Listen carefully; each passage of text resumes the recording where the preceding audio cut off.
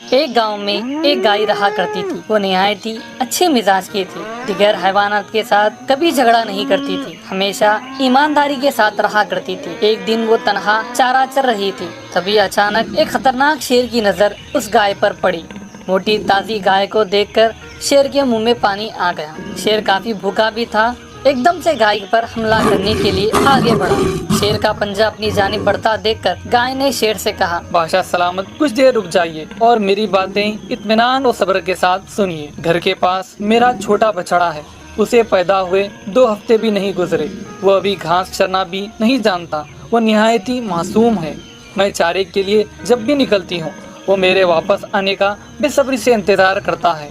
اگر آپ مجھ پر رحم فرمائیں تو میں اپنے لال کو پیٹ بھر دودھ پلا کر اسے زندگی گزارنے کے طریقے اور اچھے برے کی تمیز بتا کر واپس آتی ہوں، تب مجھے آپ آرام سے کھا لیں۔ یہ کہہ کر شیر سے گزارش کرنے لگی۔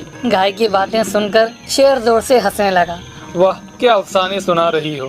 گھر جا کر بچڑے کو دودھ پلا کر واپس آؤ گی؟ تم کیا سمجھتے ہو جنگل میں رہتا ہوں، میرے پاس دماغ نہیں ہے؟ میں کوئی بیوقوف نہیں ہوں۔ شیر کی بات سن کر گائے نے کہا، آپ مجھے غلط سمجھ رہے ہیں، میں جھوٹ بولنے والی نہیں ہوں اور بات سے مکرنے والی ہرگز نہیں ہوں۔ یہ حقیقت ہے، ہر کسی کو اچانک موت کا سامنا کرنا ہے۔ میں سمجھوں گی میری موت کا وقت ابھی آ چکا ہے۔ آپ بھوکے ہیں، آپ کے کام آؤں گی، میں زندہ رہ کر بھی دوسروں کے کام کیا آ سکتی ہوں۔ لیکن ایک بات ہے، مجھے موت کا ہرگز خوف نہیں۔ آپ نے جب پنجہ مارا تھا تبھی میں نے اپنی زندگی سے امید ہار چکی تھی۔ آپ میرے معصوم بچڑے کے بارے میں کچھ غور فرمائیں، وہ میرا انتظار کر رہا ہوگا۔ کل سے اس سے اپنی زندگی خود جینا ہے۔ میں اسے اچھے برے اور دنیا کے بارے میں کچھ بتا کر واپس آتی ہوں، ساتھ ہی ساتھ اس کی بھوک دور کر اسے جی بھر دیکھ لوں گی۔ اس کے بعد آپ مجھے آرام سے کھا لیں، مجھے کوئی اعتراض نہیں ہوگا۔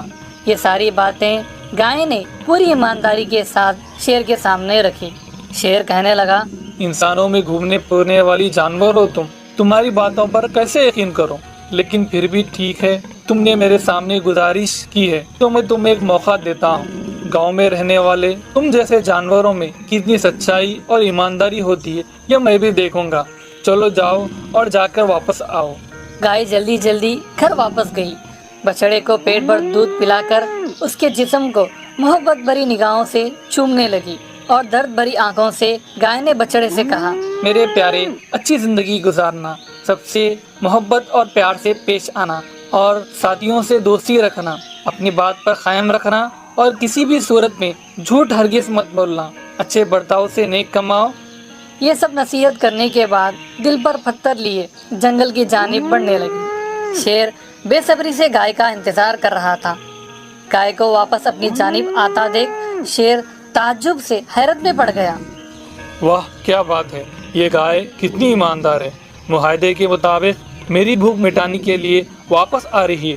اپنی جان کی پرواہ کیے بغیر وعدہ پورا کرنے والی یہ گائے واقعی بہت عظیم ہے۔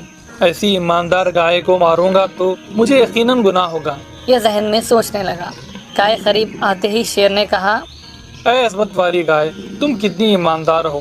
وعدہ وفا کرنے کے لیے تم نے اپنی جان کی تک پرواہ نہیں کی اور میری بھوک مٹانے کے لیے واپس آ گئی۔ اگر میں تمہیں مار ڈالوں گا تو یقیناً میں بڑا گناہگار ہو جاؤں گا۔ میں نے تم پر شک کیا، مجھے معاف کر دو۔ میں اپنی بھوک کسی اور ذریعے سے مٹا لوں گا۔ تم گھر واپس جا کر اپنے بچڑے کے ساتھ پرسکون زندگی گزارو۔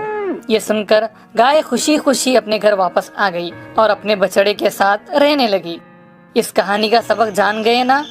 کتنی بھی آزمائش ہمارے سامنے کیوں نہ آئے، آخرکار سچائی و ایمانداری کی ہی